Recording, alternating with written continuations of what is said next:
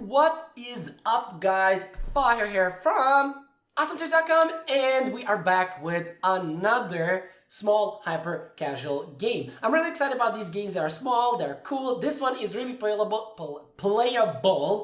and I really enjoyed playing it. First of all, creating it and playing it. So before we, dive in and do our thing, let us take a look at what we are going to create. So what do we have here?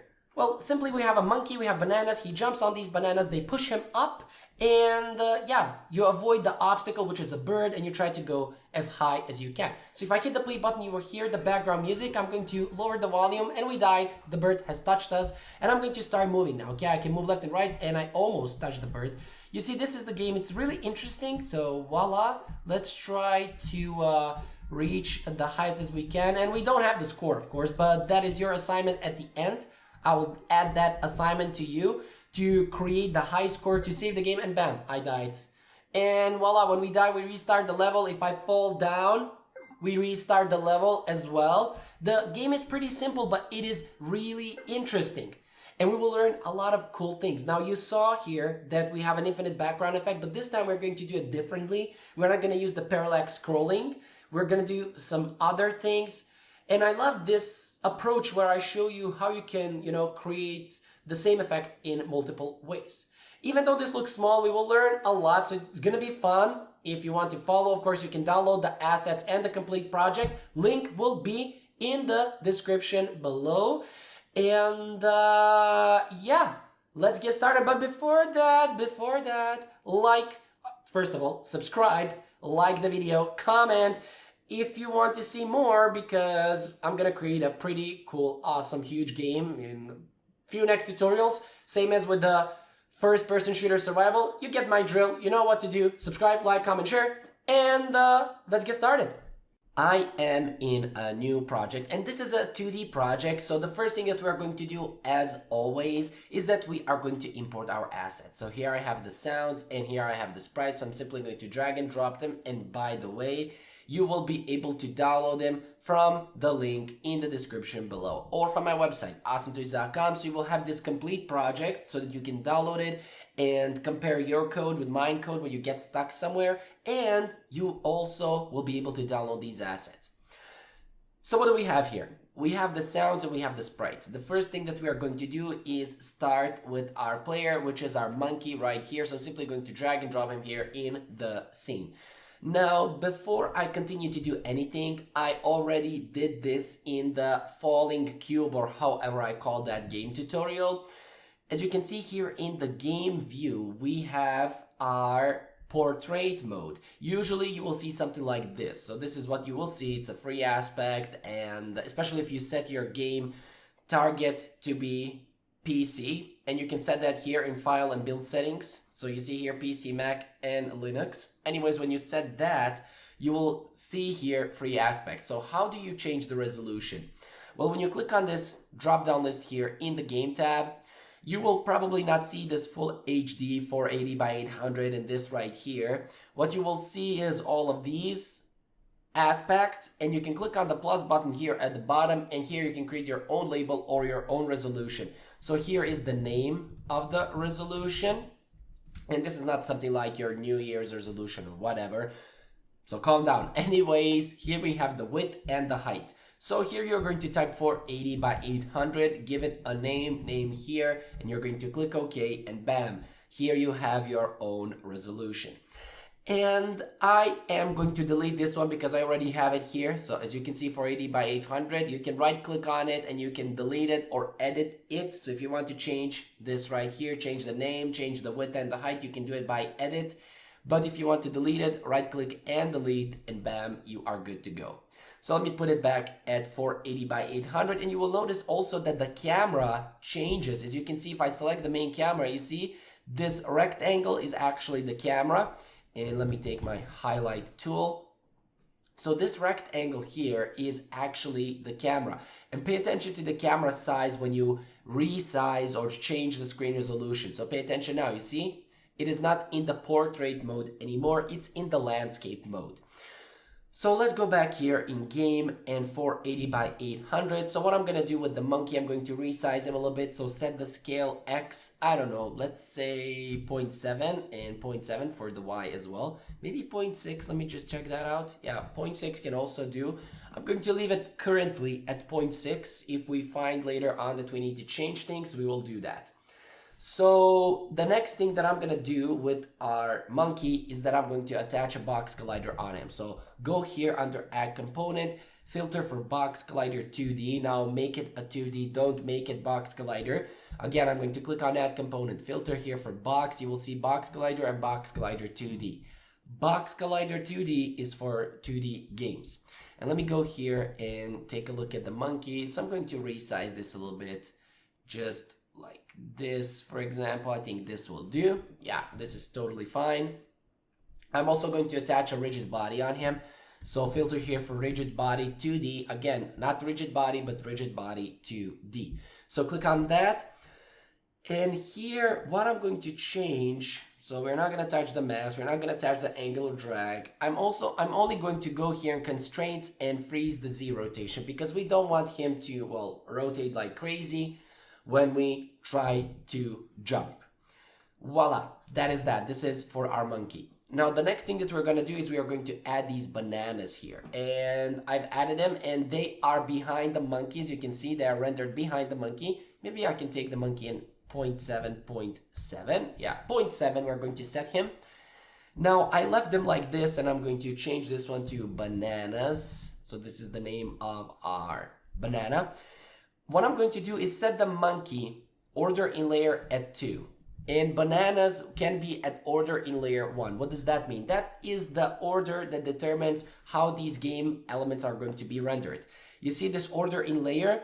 This will determine that the game object or the sprite with a higher order in layer will be rendered on top of that one with a lower. As you can see, monkey has 2 and bananas has 1. So the monkey is rendered on top of the banana. As you can see, banana is behind him. If I set the banana to 3, it is now rendered behind our monkey, or actually in front of him, excuse me.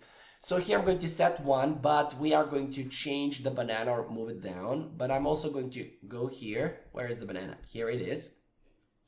We are also going to attach a box collider on the banana. So here I'm going to say box collider 2D, and I'm going to change the size. So the size Y is going to be 0.61. And I'm going to leave the X size as is. Now, before we proceed to do anything, I'm going to go here in assets and right click and create a new folder. This one is going to be our prefabs. So prefabs, come on, man, prefabs.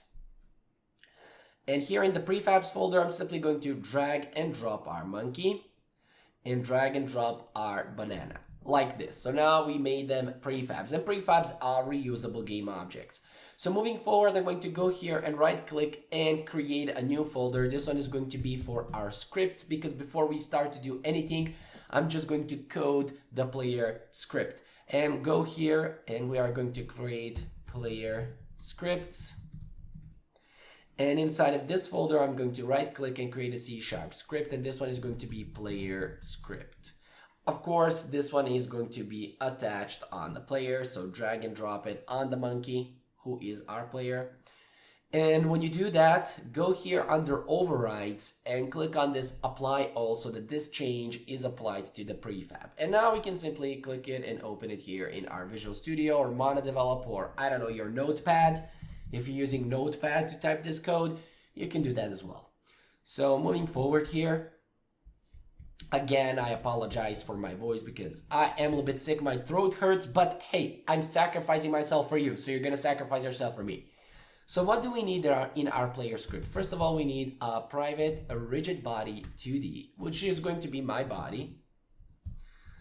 Below, we are going to create a public float move speed, which by default, I'm going to set to be equal to 2. This is the speed of our movement. We are also going to have a public float normal push, which by default is 10. And we're going to have a public float extra push, which is going to be equal to 14. We are also going to have a private bool. So private bool initial push. We will see for what we're going to use that. and private int push count. We're also going to have a private bool player died. And voila, this is all the variables that we need. Now in the awake function, we're going to change start to awake like this. And in the awake function, we're going to say my body is equal to get component, the rigid body 2D component. And what I'm gonna do now, before I try to move our player or do anything else, I'm going to go here and I'm going to create void on trigger enter 2D. And I'm going to change this collision name to target. And this one is going to be on trigger enter. So what are we going to do inside of this on trigger enter? First of all, we're going to check if we have the initial push. So if our target.tag is equal to extra push, and inside of this right here, we're going to test if initial push. So if we don't have initial push, but we're going to say that with an exclamation mark. And we know that the exclamation mark makes what's after it the opposite. So if initial push is false, the exclamation mark will make it the opposite, which is true. And vice versa. If it's true, the exclamation mark will make it will make it the opposite. And what's the opposite of false? It's true. So essentially here, we are going to test if we don't have initial push. If that is true, then we're simply going to say initial push is equal to true. And my body velocity is going to be equal to new vector 2, my body dot, so here it's going to be my body velocity x, and for the y I'm going to say 18f. And of course we're going to say target dot game object set active to be equal to false, and here we will call our sound manager to play the sound, and here we also need to call return like this. Now this return is exit from the on trigger enter because of initial push. Now we can test this out now. This will be more clear when we add more elements to our game. So don't rush things if you don't understand what we are doing right away. Because when we put all other elements such as our background or everything else, you will understand what we are doing here. Now in order for this to or for us to make this work, what we need to do is take this extra push and go here in our Unity and create a tag called extra push. So go here under tag and click on add tag. Click here on the plus button. If you don't see it, it's right here where I'm pointing with this huge arrow. So click on it and go here and paste that extra push. Now we're going to select the bananas, and these are those bananas, these three. And we are going to go here and tag them as extra push, but we're also going to go under overrides and apply all. So voila. Now, if I run this right now, it will not work. And I'm going to prove that to you. So if I hit the play button, you see it does not work. Why doesn't it work? We have a function here. We do. But if I go here and select the bananas, you see here, for the box collider, we did not check this is trigger checkbox. So we have the box collider here, and we have the is trigger checkbox checked, or actually not checked. So we need to check it. If we want to detect collision inside of on trigger enter function, one of the colliders, at least one, we have two. So the monkey has a box collider and the banana has a box collider. At least one of them needs to be checked as a trigger, or otherwise it will not work. But if you want to have or actually if you don't want to check this is trigger and you still want to detect collision, then you will use this function called on collision enter. So on collision enter 2D. This is for 2D games. For 3D it will be simply on collision enter. So on collision enter, here is where you can do all of this right here. You can do the same code as you did, well, above here, except if you don't check the is trigger checkbox. Well, okay, we can check this is trigger checkbox, so I'm going to hit apply. But you're wondering now, what is the difference between a trigger and not clicking that trigger? Well, if I go here and if I untag this game object, because if it's tagged with extra push, it will execute this code. I don't want to execute the code right away. I will execute it in a moment, but I just want to show you one thing. If one of the colliders is a trigger and if I hit the play button, they will fall through each other. You see, the monkey fell through the banana because the banana is a trigger. But if I uncheck the trigger, and pay attention now, the monkey will not be able to fall through the banana because the banana is solid. So his trigger will make a game object detect collisions, but it will not make him solid. We can go and pass through him. But if we don't check it, the game object will be a solid game object. So I'm going to go here and overrides and apply all. So let's test this out. So if I hit the play button, pay attention now. When the monkey lands, you see, bam. When the monkey landed on the banana, it pushed the banana way up. So, or actually the banana pushed him up. So if I go here and put the banana something like this, negative 4.4, and pay attention now, if I hit the play button, you see now the monkey goes up. You see, monkey went up, but now he will start to fall down. The reason for that is because we did not create any backgrounds. We did not spawn any extra bananas. We will do that in a moment, but let me quickly go here. If our target tag is equal to the extra push, that means we landed on the double banana. The double banana will move or push our player way above instead of the normal banana or simply the single banana. We will see that in a moment. But here we are going to have initial push because we want to spawn our banana starting from here.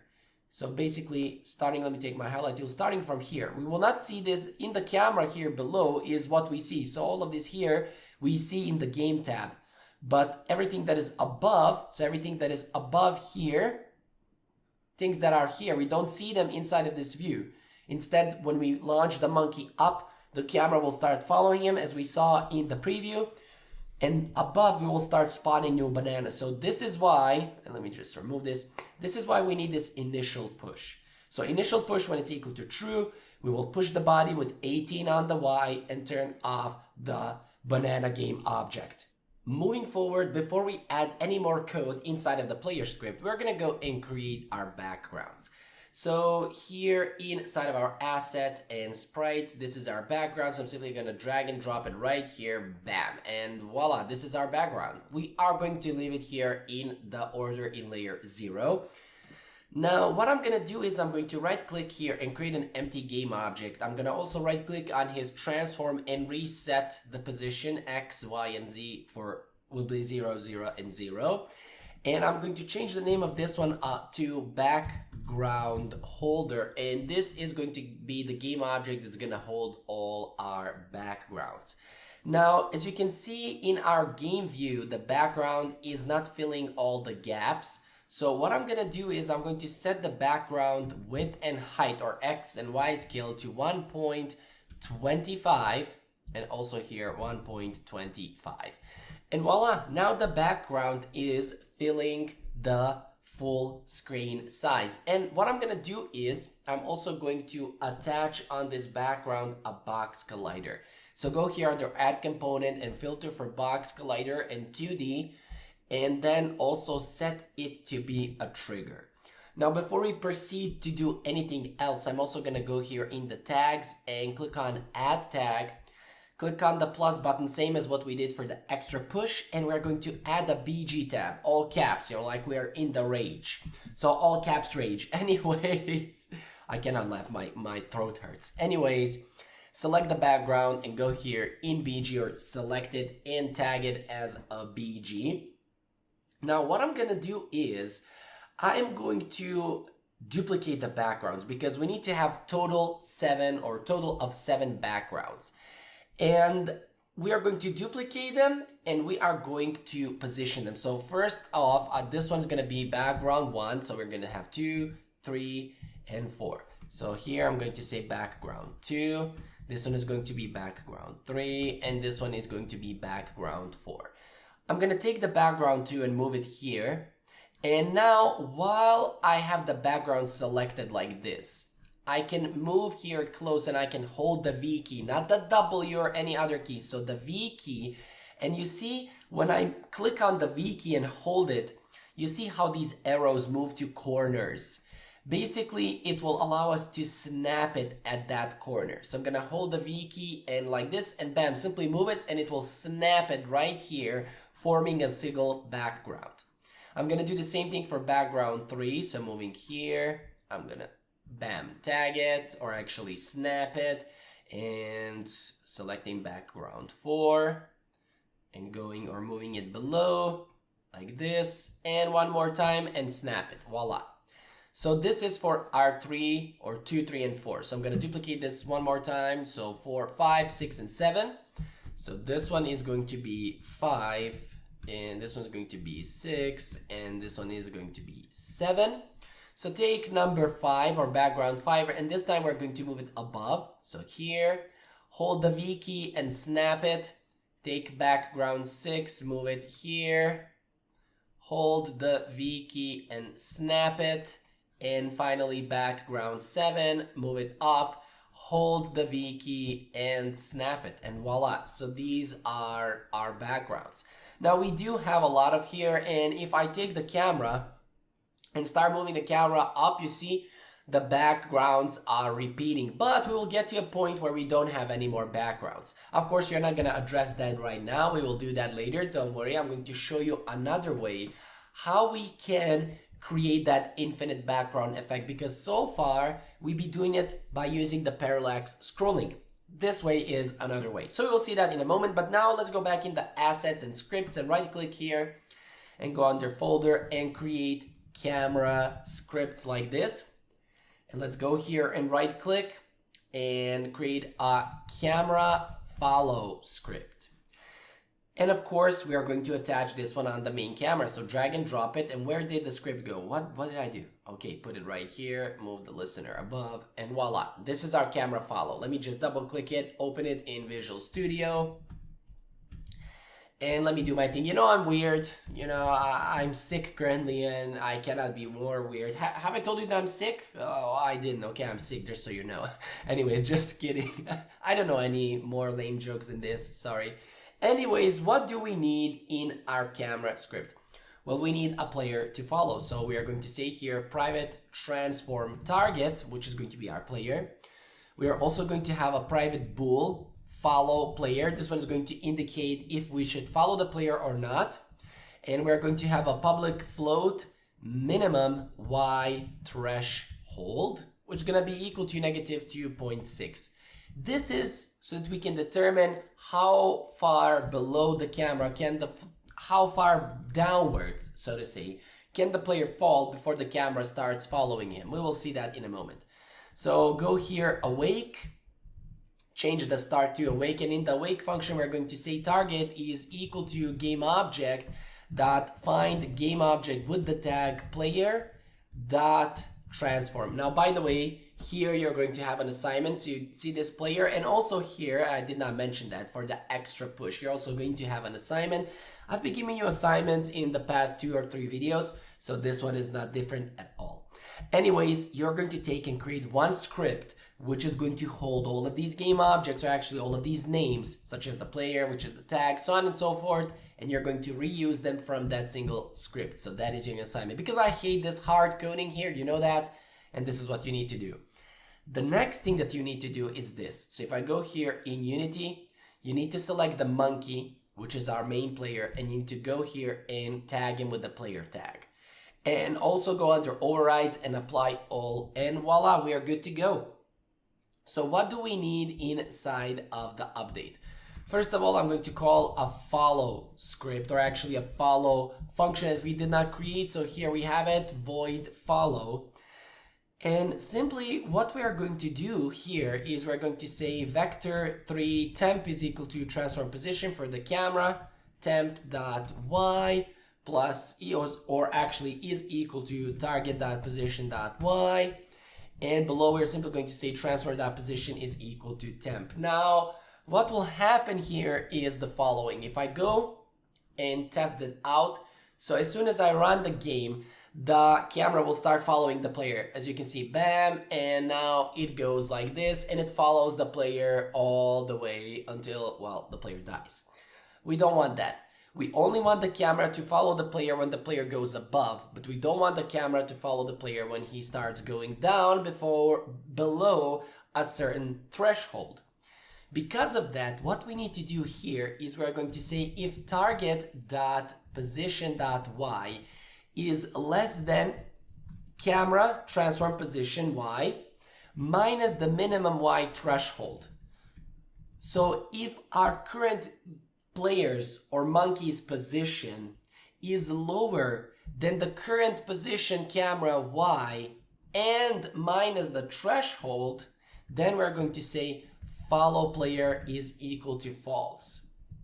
And here, if the target position y is greater than transform position y, then we are going to say follow player is equal to true. And of course, all of this here, we need to say if follow player. So if we should follow the player, then we are going to call all of this code. So essentially what we are doing for this right here is this. Let's assume that camera's transform position y is here. If player's position y is lower than that position minus this y threshold, which let's say is this right here. So that is this position, this right here, this second circle. If our player's position y is lower than this position, so if the player goes below here, the camera will not follow him anymore. If our target position y, players or monkeys, is greater than the position y of the camera, which means above this point here, then the camera will start follow the player. And we can test that out. So if I go back here in Unity, if I hit the play button, you will see now when the monkey, pay attention, when the monkey starts falling down, the camera will not follow him. So pay attention now. You see, it's not following him. Only when we go up, the camera follows him. Pay attention now, it goes down and the camera is not following him. So only when monkey goes up, the camera will start following him. And again, we can test it out. So if I hit the play button, pay attention now. Hit the banana, we go up, the camera follows the monkey, but now the camera does not follow the monkey anymore since the monkey is falling down. In terms of, or in contrary to what we saw when we only used this code, the camera is following the monkey this whole time. So this is how we can limit the camera to only follow the monkey when the monkey's position y is greater than the camera's position y. So this is for the camera follow, but of course we still cannot see the full effect of it. And the reason for that is because we still did not start spawning our platforms. So let's go here in our Unity editor and quickly create the platform. So I'm going to go here in assets and sprites and platform. Here is our platform. So I'm going to put it here. Of course, we don't see the platform because we need to set the order in layer to 2 actually. I'm going to set it at 2. I'm also going to set, or actually we can set it at 1. Yeah, 1 can do for the order in layer. And let me just put it like this. This is going to be our platform right. And for the platform, what we are going to do is we are going to attach a box collider. So I'm going to go here and attach a box collider 2D, but I am going to reposition it. I don't want it to circle this whole platform. As you can see, the box collider is all this right here. All this is our box collider. I don't want that. I only want the box collider to be here on this white thing where we can supposedly land. So what I'm going to do is take the box collider. So the X is going to be 1.73, Y is going to be 0.17, and X offset is going to be negative 2.47, and Y is going to be 0.68, or actually positive. So this one's going to be positive because it's for the right platform. I'm also going to right click on this one and create an empty game object. And this one is going to be our banana. So banana spawn point, because the platforms are going to spawn the banana. And the banana spawn point is going to be, let me just tag it here like this. So where I'm going to put the banana is going to be at negative 2.45 like this, and the Y is going to be 1.3. Actually, this one's going to be positive. So let me just take it like this and voila. So this is our platform right. Now I'm going to duplicate it simply like this. And let me first move this one here. And this one is going to be platform left. So I'm going to take it like this and say platform left. We are going to have everything else the same, except here for the platform left, I'm going to flip the X. You see? Flipping here the X for the sprite render. Also for the box collider, take it here and set the offset at negative 2.47. Also take the banana spawn point and set it at negative 2.47. Now you can also change this by using the scale. So you can set the scale to a negative and it will change the all or the full game object without the need of you to reset the position of the banana spawn point or to reset the box collider to the offset. So essentially these are going to be our platforms and we are going to start spawning them. But before we do that, we need to save them as prefabs. I'm going to go here in the prefabs, right click and folder prefabs.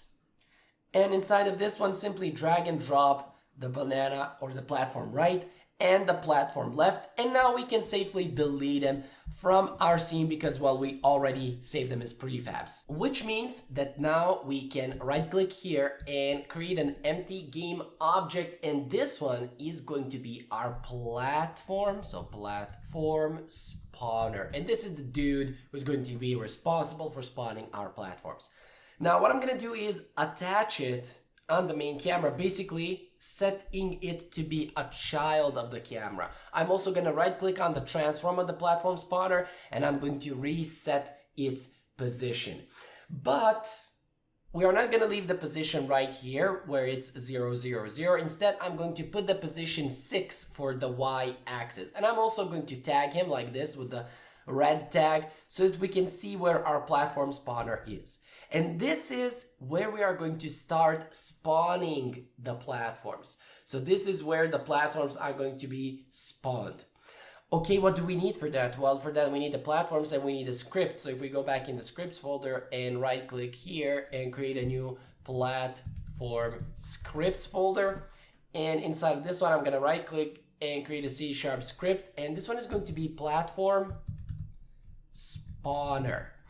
And attach the platform spawner on the platform spawner game object. Simple as that.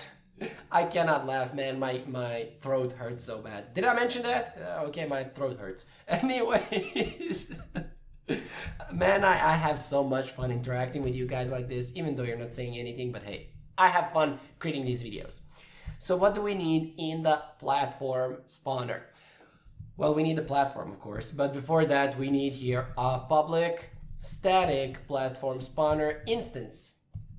Because we're going to create an instance out of it and we're going to do that right now. So change the start to awake and remove the comment. I mean, you can leave it, but I'm going to remove it. And here I'm going to test if the instance is equal to null. Then I'm going to say instance. So instance is equal to this. Now, of course, what you're also going to do is, if you don't understand what is an instance, what is a singleton, you're going to watch my tutorial about singletons, which I'm going to put in the description below. So link will be in the description below. What is the next thing that we need? We need a serialized field of private game objects, and one is going to be the left platform, and another one is going to be the right platform, like this. What else do we need? We also need a private float, left x underscore minimum, which is going to be equal to negative 4.4 f. We're also going to have left x underscore maximum, which is going to be equal to negative 2.8 f. And we are going to have the right x minimum, which is equal to negative, or actually, excuse me, positive 4.4 f. And right x max is going to be equal to 2.8 f, excuse me. Now this right x max, this is not iPhone, this is not x max iPhone anyways. Don't be confused, I'm not giving you an iPhone. So don't be like, oh honey, this dude from the internet is gonna give me my iPhone. No, I'm not, okay? This is just a variable. Moving forward, I know a lame joke, but anyways, let me explain what this is. This is going to be the random range where we are going to spawn the left platform, and this one is for the right platform. How do I have these numbers, you ask? Well, I'm glad you asked that, handsome stranger. Let's go back here in assets and prefabs and prefab. I'm going to take the right platform as an example. So how did I come up with those values? Well, simple. I just took the platform, moved it here. So this is negative 4.6. Let me take a look at here. We have 4.4. So we are allowing our platform to be spawned up to here, Voila, simple as that. And then I moved a little bit here, and this is positive or negative 2.8. So let me just show you where that is, 2.8, voila. So like this, and yeah, that is that. This is how I find those, or found those numbers. So let me remove the platform. Let's go back here in Visual Studio. What are the next variables that we need? We need the private float y threshold, which is going to be equal to 2.6f. And this y threshold is going to be the difference in height between two platforms. So for example, if I go here and take the right platform, and let's say I'm going to put it here at 0, and I want to spawn the next platform will be at this threshold, 2.6. So here, this one is going to be at 2.6. So this is the difference between them. This is how high one platform is going to be spawned above another platform. And this is that threshold. So the next thing that we need is a private float last y. Float last y, simple as that. This is for these variables that we are going to use to spawn our platforms in terms of the height or the position that is. Now we also need a public int, and this is going to be spawn count. This is how many platforms per spawn we are going to spawn, which is 8. So every time we spawn or call a function to spawn new platforms, we're going to spawn 8 new platforms. We also have here a private int platform spawned. This one is going to determine which platform should we spawn. Should we spawn the left platform or should we spawn the right platform? We will see that. We also need here a serialized field. This is going to be a public, or actually, excuse me, private transform, and this one is going to be platform parent. Now, this is just because I don't want to cluster all of these platforms inside of our hierarchy. What do I mean by this? Well, if I take here and put this platform, when we spawn, let's say, for example, 20 platforms, that will look like this. Pay attention here in the hierarchy. See, all of these platforms will be here. Instead of that, I simply want to take one game object and put them as children of that game object. So here, what I'm going to do is delete all of these, so remove them from the hierarchy, right click and create an empty, and reset its position at 0, 0, 0. And this one is going to be platform parent. And select the platform spawner and attach the platform parent right here. Now, while I am at it, I'm simply going to drag and drop platform left and platform right here. So let's go back in our Visual Studio. Now below we will add more variables, so more variables to spawn bird enemy. This will come later, so don't worry about that. Now inside of the start function, so start like this, we are going to say last y is going to be equal to transform.position.y, which is the current y position of our game object or this platform spawner. And here I'm going to call spawn platforms. And of course I did not create this function, so you know the drill here. I'm simply going to say void, and I am going to spawn the platforms. So here, spawn platforms. Okay, what is the drill to spawn the platforms? First of all, I'm going to say here vector2 temporary position is equal to transform.position, which is the current position of the platform spawner.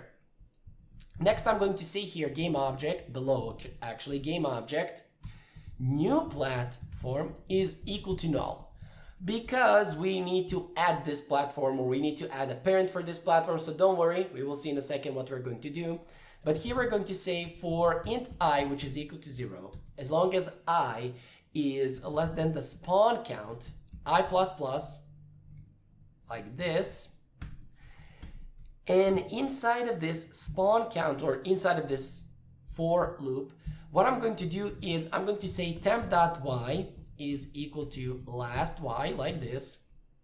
Then we're going to test if we have an even number or an odd number. And here I'm going to say if, and double parentheses, if platform spawned and this percentage sign by 2 is equal to 0, Here we have even number. When we have an even number, we're going to spawn a right platform.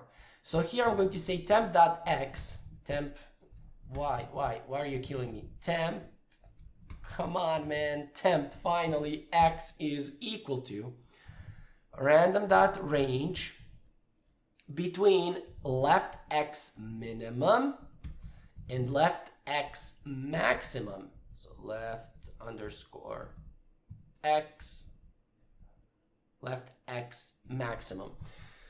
If you're wondering why for the right platform I'm using left, well, that is simple. If I go here and take the right platform and if I position it here, you see how the right platform behaves. It's like this. It's the right platform. What do I mean by right platform? I mean this. This right here, this part is to the right side, how you're looking at it right now. So you're looking to the monitor like this. This side will be on the right side, your right side. So your right hand is in this side, right? Like this. So this is what I mean by right platform. That's why we're using left x minimum and maximum. And below here, we're simply going to say new platform is equal to instantiate right platform and temp and quaternion identity. Simple like that. Else here, if we have odd number, if we have odd number, and I will explain this about numbers in a moment, then I can copy all of this here. And I'm going to say here left, or actually right x minimum and right x maximum, instantiate the right platform, and voila. And below here we're going to say new platform dot transform dot parent is equal to platform parent, like this. And below we need to say last y plus equals the y threshold and platform spawned plus plus. So this is going to spawn left and right platforms in zigzag form. I can test this out right now. I can go here, or actually we're calling this in the start function, so don't worry. And by the way, this is going to be a public void spawn platforms because we are going to use the instance right here to call this function. So don't worry, we will cover that. But let me just show you what I mean. So if I hit the play button, you will see the platforms being spawned. And if I go here in the scene or above it, pay attention. We have all of these platforms. And what did I do? I actually did not change the platform. You see here, instantiate, right platform, and here is left platform. Voila. So we need to instantiate the left one here. But anyways, if I hit the play button and we allow the monkey to fall down, he will go up and you will see all the platforms. Now you see, or you saw that he hit the platform. That is because, why? We did that lesson a moment ago. What you need to do is go here and select the platform, open prefab, and make sure that the trigger is checked. We want to make it that we pass through it. We don't want to make it solid. So let's go back here and select the right one, do the same thing, open prefab, and check the is trigger checkbox, okay? But again, if I click here and play the game, I'm simply gonna go inside of the scene. You see, platforms are being spawned. And in the zigzag, what do I mean zigzag?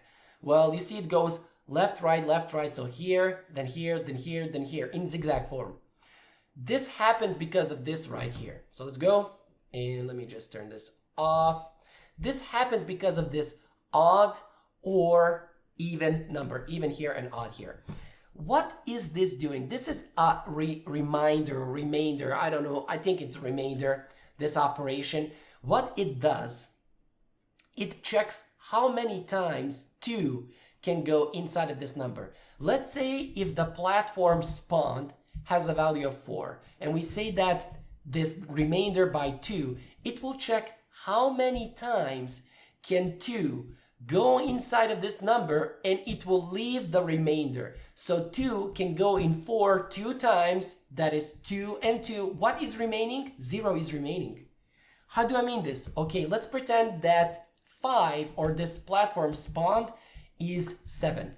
So if we say 7 and we remain that by 2, how many times can 2 go into 7? it can go 3 times, which is 6, because 2 plus 2 plus 2 is 6. And what is left? 1 is left, because 7 minus 6 is 1. So this will determine if the remainder is 0, what's remaining is 0, this is an even number, which means we can have 2, 4, 6, 8, 10, 12, 14, 16. These are all even numbers, because 2 will go that many times into that number that what is remaining is 0. Nothing will remain. But numbers like 21 or 3, 5, 7, 9, 11, 13, 15, so on and so forth, these are all odd numbers, and we can get that because when we use this divider or remainder, when 0 is left, that is an even number. When we have 1 left, that is an odd number. And you can use print to print that out in the star function and check that out on your own. I'm not gonna do here because my throat hurts enough already. Did I mention my throat hurts? Anyways, temp.x is equal to, because we're spawning the right platform, and the right platform goes to the left side, and the left platform goes to the right side. And if you want to avoid this is confusing, you can rename this platform to be right platform, and this one will be the left one, so you can do that, but I explained why I named them left and right platform. Anyways, here what we are doing is we are getting the temporary position of our current position, and then we're declaring this new platform here to be equal to null. The reason for that is because we want to call here transform parent is equal to platform. If we don't do that, pay attention what's going to happen in the hierarchy. If I hit the play button, look at the hierarchy, you see all of these platforms are here. So they are cluttered in the hierarchy. I don't want that. I want an organized hierarchy. And if I do this, and if I go back and run the game, so go in Unity, hit the play button. Come on, Unity. Okay, I need to run it actually, okay? So pay attention, where are the platforms now? They are under this platform parent. Voila, this is what we want, this is what we need. And the rest here is clear. We are saying here temp x, or temp y, excuse me, is equal to the last y. And we are setting here the last y to be this value. You see, this value. Here, we can also say temp is equal to vector2 0.0. This can also work because we are using last y for temp y, and x here is used random to left side and random to right side. We already used random at least 1,000 times on this channel, so I expect you to know this already. And then we are instantiating. Instantiate will create a duplicate out of this prefab at this position using this rotation. Then we're simply going to set the parent and set the new last y position by using the threshold. I already explained the threshold, and that is the difference in height where the next platform is going to be spawned. And this right here, platform plus plus, this will ensure that here we will get an even and here we will get an odd number. So if the current platform spawned is 0 and we get an even number here, we will spawn a right platform. Then we are going to say plus plus, which means platform spawned will be now equal to 1. And next time when we iterate through the array, we will go, or actually through this for loop, we will have an odd number. So every single time we're simply adding here. So this value will be 0, then it will be 1, then 2, then 3, 4. You get my point, and we will have even and odd numbers. That way we will spawn left and right platforms in that zigzag form. Now we can go back in Unity, and we already have bananas, and we created them as a prefab. So let's take a single banana and create that as a prefab as well. So I'm gonna go in the sprites and take the single banana and put it right here inside of our game, and voila, we don't see it because what we need to do, let me take the banana. We set the order in layer to 1.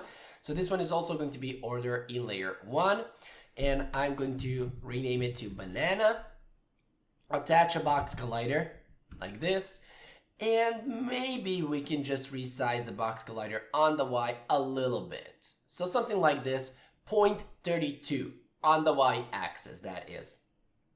And yeah, let's create a prefab out of it. So let's go here in the prefabs and simply drag and drop the banana prefab. Now, before we continue, we will also need to tag it, so don't worry. Leave it like this for now, because we're gonna go back here in our scripts, and in the platform scripts, I'm gonna right click, create a new C# script. This one's going to be platform script, like this. So we are going to have a platform script. And let's attach it on our platform. So go here into the prefabs and take both platforms, so left and right, and I'm going to put them here and attach a platform script. So here it is, platform script on both, and select them and click on overrides and apply all, so that this change applies also to the prefab. So now simply double click the platform script. And what do we need here? And what are we all going to do with this script? Well, we're going to spawn these bananas. Every platform is going to spawn its own banana so that our monkey can continue to accelerate forward or upwards, so to say, because it's a 2D game. So we're going to have here a serialized field of private game object 1, banana, and bananas. So we have a plural and we have a singular. We are also going to have here a serialized field of